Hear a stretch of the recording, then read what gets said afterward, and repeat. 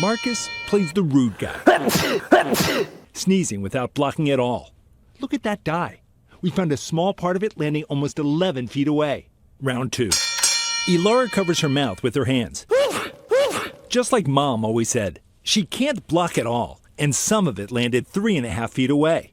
And look at all of that on Elara's hands. Disgusting. Round 3. What about that newer move we've been advised to use? The Dracula sneeze, into your elbow. Better, but look how much is still getting through. Parts of that sneeze landed 8.5 feet away. So if you're spreading germs sneezing, even when covering your mouth, and sneezing into your elbow, is there anything you can do?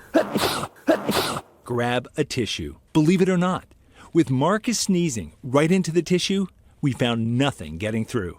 Nothing. There you have it. Gesundheit.